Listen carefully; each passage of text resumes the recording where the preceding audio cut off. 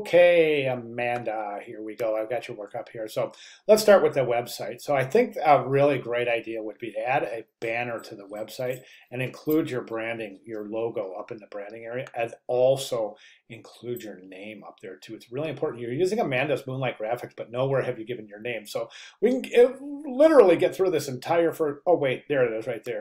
I was gonna say we can literally get through this whole first page and not see your name. So you've got it included there, but I would recommend including your banner area with the logo and then your contact information. Um, okay, so we've got the portfolio example of Amanda's Moonlight Graphics, and then we got over here, we go to the global nav, and we can jump over to branding. So we'll open the branding page, and we have the digital resume. I do not recommend this approach for your digital resume. You've got the logo listed twice. And you're on a color background with a dark type. I don't recommend. I recommend a white type. I recommend formatting this on 8.5 by 11 and not this unusual size.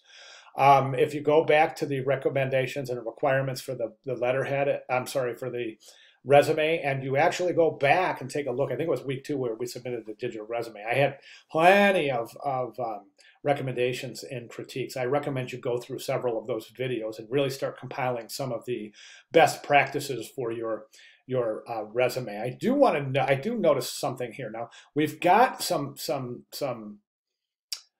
problems in branding. Okay, so we've got some inconsistencies that are pointing to inconsistent branding that could really affect your ability to get a job in terms of a professional hiring individual taking a look at this and saying, okay, there's some inconsistencies here.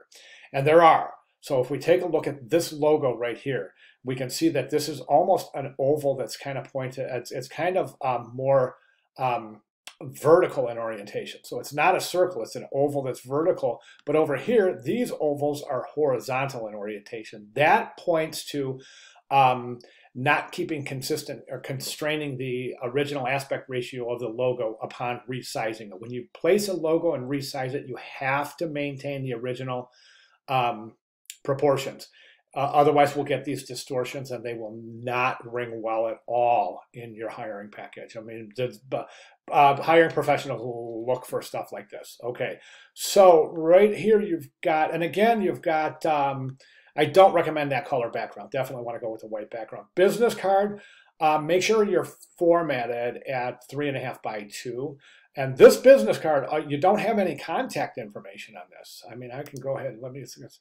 Okay, here's your contact information. So I do not recommend linking twice to get to the other side of the business card.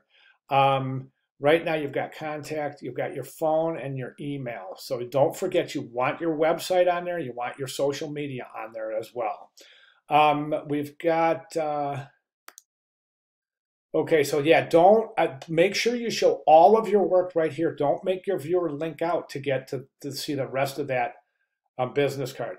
Now we have the letterhead here.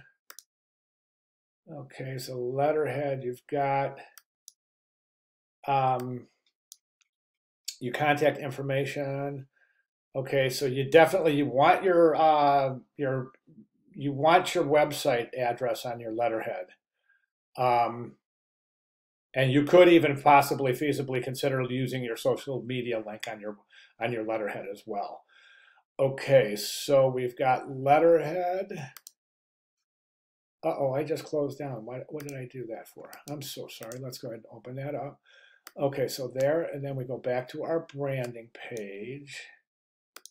Okay, from our branding page, we have some links on the bottom. Let's go ahead and link out to Facebook and see what's happening here.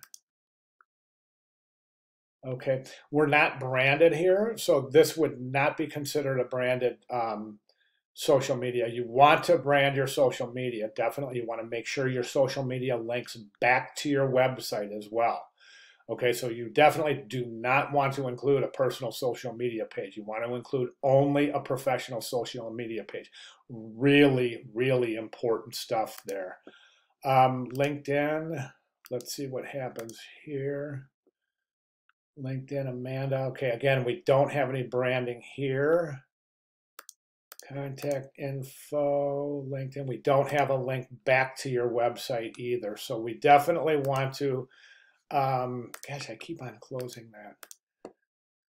So you definitely want to, and that's Instagram and that's Pinterest, neither of which are the required. We have Facebook, LinkedIn, and or Twitter. So you want to get your social media in place, you want to get your branding in place, you want to get everything consistent. Don't use a color background. Make sure that the presentation is accurate. Don't make your viewer click out to get to the other side of the business card. Make sure everything is self-enclosed within this forum. The digital leave behind piece isn't a digital leave behind piece. It's a physical leave behind piece. So it's not digital. It's something you actually will print out, fold it up, and leave it with the recipient. My recommendation here is to do exactly that. Print this out, photograph it. However it folds, you want to show that. So you definitely want to show the intent of your leave behind piece. Okay, I know I threw a lot at you. You're really close, Amanda. You're really close, but we do have some things that definitely need to be refined at this point. So while you're working towards refinement, please let me know if you have any questions, comments, concerns, or if I can provide any necessary clarifications. I'll be more than glad to do so. Thank you very much, Amanda. Let me know again. Let me know if you have any questions.